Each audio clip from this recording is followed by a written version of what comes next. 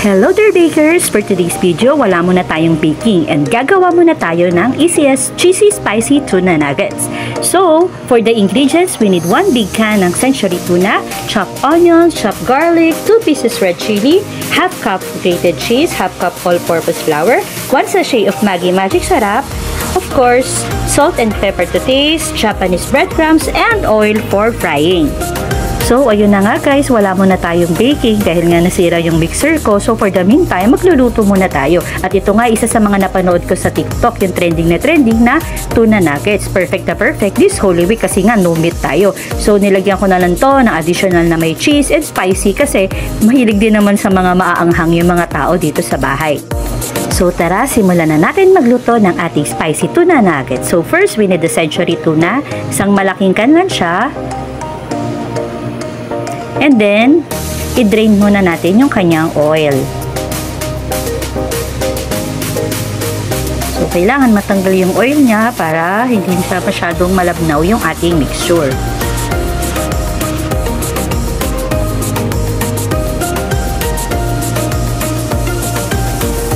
So, i-drain natin muna yung oil. I-drain natin maigi.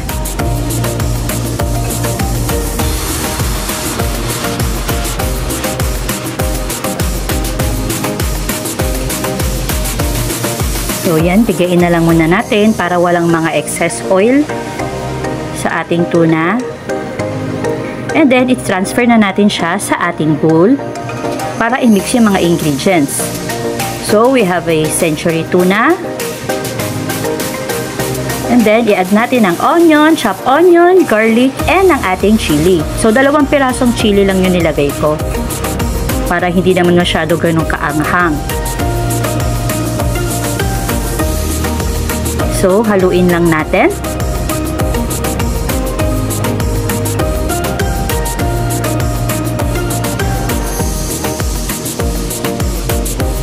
And then, let's add 1 piece of egg.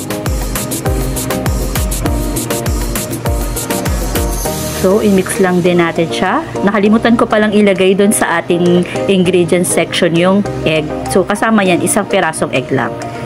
And then, 1 Maggi Magic Sarap.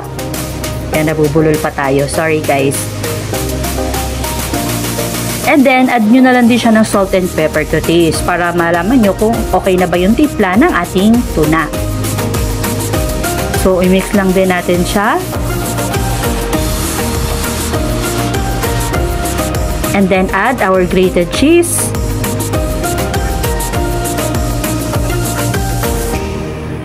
So, mga half cup lang yung ating cheese. So, cheddar cheese lang yung ginamit ko. Wala rin naman akong peak melt kasi masyadong mahal. So, doon lang tayo sa budget friendly. Then, i-mix lang din natin siya.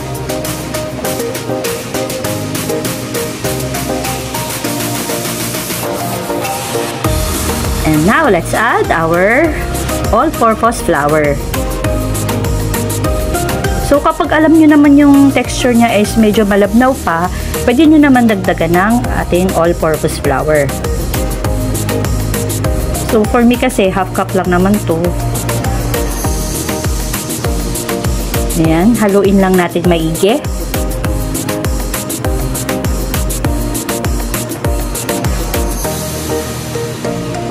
So, okay na yung mixture natin. And then, i-cover ko muna siya and then i-chill for 30 minutes or 1 hour para mas maging thicken yung ating mixture. So, after chilling our mixture,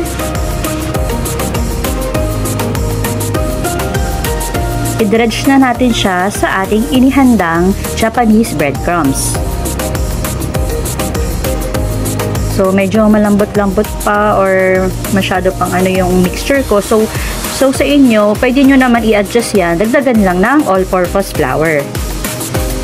So, for me, okay na rin yung ganito para hindi naman masyadong lasang flour yung ano natin. Para mas ma-emphasize yung ating tuna. And then, yan, i-dredge lang natin siya sa Japanese breadcrumbs.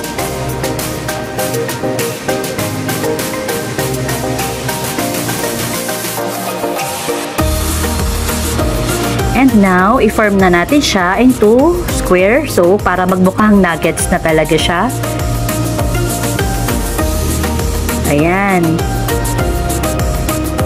So, ayun, dire-diretso lang hanggang maubos yung ating mixture. So, dredge lang sa Japanese breadcrumbs and then form into square. Para talagang nugget siya. Ayan. So, I think nakagawa ako dito ng mga around 20 pieces or more. So, yung may natirang konti na hindi ko na nalagyan ng Japanese breadcrumbs since naubos na yung aking breadcrumbs. So, ipinry ko na lang siya. Pwede rin naman kasi may flour and then egg din naman siya. So, hindi sasabog siya pa kapag pinrito nyo. So, ayan. Patience lang. Form ng nuggets.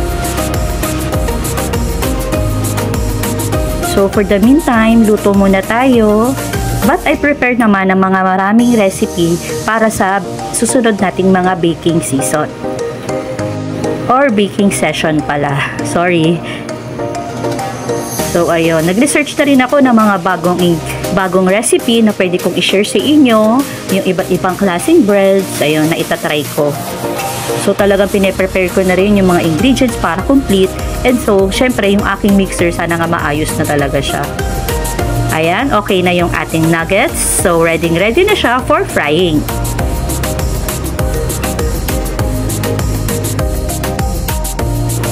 Ayan, so now let's start to fry.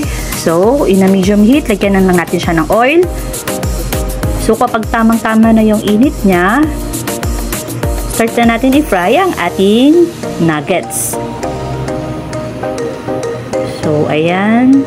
So, kailangan sa medium heat lang siya para hindi siya masunog. So, antay lang natin na maging golden brown siya. So, okay na yun kapag golden brown na ang ating nuggets. So, bantayan kailangan natin yung heat. Huwag masyadong malakas kasi malaki yung possibility na masunog agad yung ating nuggets since may breadcrumbs siya, nakacoat siya ng ating breadcrumbs. So, ako medium heat lang talaga. Yan, let's wait until maging golden brown ang ating nuggets. So, excited na rin ako matikman itong aking spicy chicken nuggets. And cheesy nga pala to dahil may cheese.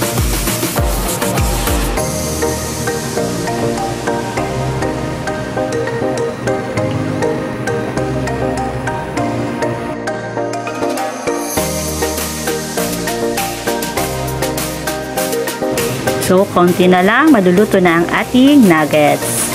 So, ayan, after cooking, i-drain muna natin yung kanyang excess oil. So, if you have a paper towel, mas okay din naman. So, ako wala akong paper towel na available. Pwede naman strainer. And so, we're done with our spicy cheesy tuna nuggets. So, let's start to plate. So, hindi lahat niluto ko, guys. Masyado kasing madami. So, for tomorrow na yung iba. Pang snack or pang ulam. Ayan. So, niluto ko lang yung aming kakainin.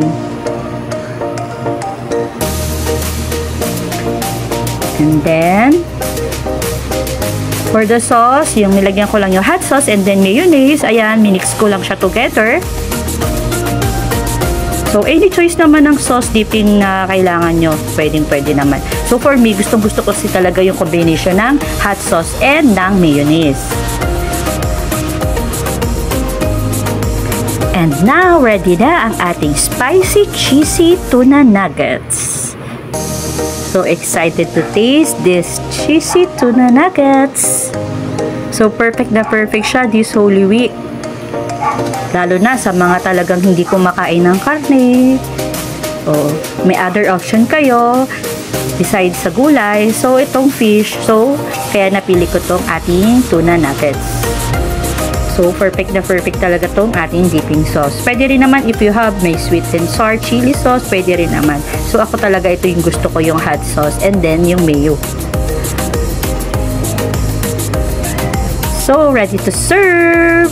Bango din guys. Amoy cheese din siya. And now, tikman na natin ang ating nuggets. So, ito na nga, ang sarap niya. So, there you go, our spicy cheesy tuna nuggets. So, napakadali lang siyang gawin. And syempre, budget-friendly na recipe rin to. Pwedeng-pwede nyo gawin siya, pwedeng nuggets, or naisip ko nga, pwede rin siya as dumplings. So, yung tuna dumplings, pwede rin siya.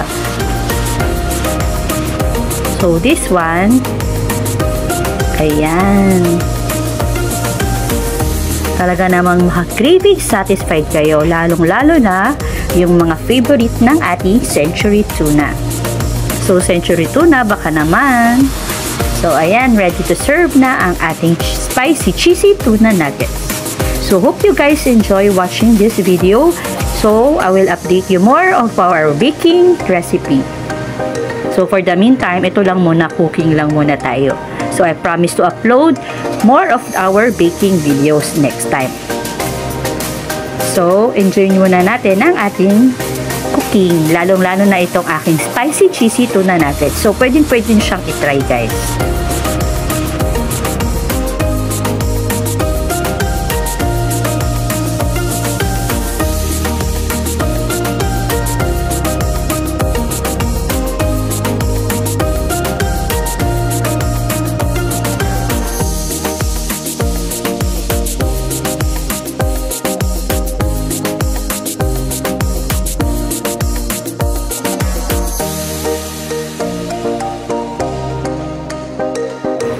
Another craving satisfied for me. So hope you guys enjoy watching. Thank you!